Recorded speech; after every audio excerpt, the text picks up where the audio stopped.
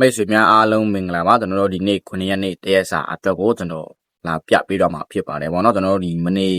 6ရက်နေ့ကတော့ကျွန်တော်ဒီပတ်တီရော main or ကွာရောမိတော့ခဲ့တယ်ဗောနော်ဒီနေ့မှာလည်းစမိကြပါစေဗျာကျွန်တော်တို့ site မှာဆိုရင်ကျွန်တော်ဒီနားလေးမှာကြည့်ဗောနော်ကျွန်တော်ဒီနားလေးမှာပြပေးလိုက်မယ်ဗောနော်ကျွန်တော်တို့ဒီဗောနော်အပေါ်ဆုံးမှာဆိုရင်ကျွန်တော်ဒီ911ကနေကျွန်တော်အပြအောင်လေးဗောနော်အပြအောင်လေးကကီးဗောနော်911မှာဆိုရင်ကျွန်တော်တို့ခွန်ဗောနော်ခွန်ကျွန်တော်တို့အပေါ်အနေနဲ့အောက်တစ်ခုပဲပြမယ်ဗောနော်ကျွန်တော်ဒီအကုန်လုံးမရှင်းပြတော့ကိုက screenshot ပြီးတော့ကြည့်လိုက်ပါနော်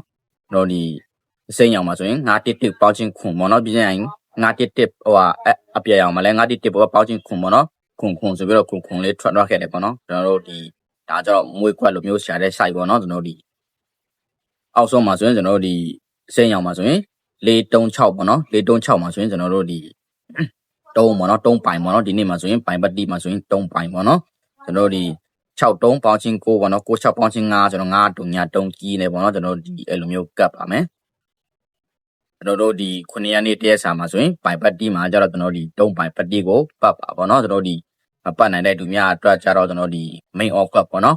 main or ကွက်မှာဆိုရင်ကျွန်တော်ဒီ9တုံညာ3ကြီးနေကပ်မှာပေါ့နော်ကျွန်တော်ဒီ35 30ပြီးကြရင်33အပူပေါ့နော်ကျွန်တော်ဒီဒါကျတော့main or ကွက်ပေါ့နော်3ကွက်ပဲရှိပါတယ်ဟိုအစဉ်ပြေတာလေးကိုရွေးထိုးပေါ့နော်ကျွန်တော်ဒီအော်ကွက်ပဲချိန်မချရဘူးဆိုရင်ကျွန်တော်ဒီပတ်လည်းမပတ်နိုင်ဘူးဆိုရင်ကျွန်တော်ဒီအခွေလေးခွေလဲပေါ့နော်ကျွန်တော်ဒီလေးလုံးအခွေကျွန်တော်ထည့်ပေးလိုက်မယ်ပေါ့နော်ကျွန်တော်ဒီအပုံမှန်ဆိုကျတော့ဒီမှာကျတော့3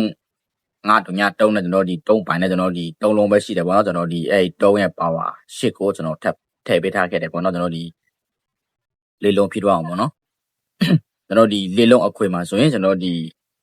ပေါ့နော်ဟဲ့လေ9တုံညာ3ပေါ့နော်နည်းနည်းမြင့်နေတယ်9တုံညာ3 8ပေါ့နော်ကျွန်တော်ဒီအဲ့ဒီလေးလုံးအခွေပေါ့နော်အပူပါခွေပါဒါကြတော့ပို့ပြီးတော့ရှိတ်ချရတာပေါ့ဗျာကျွန်တော်ဒီ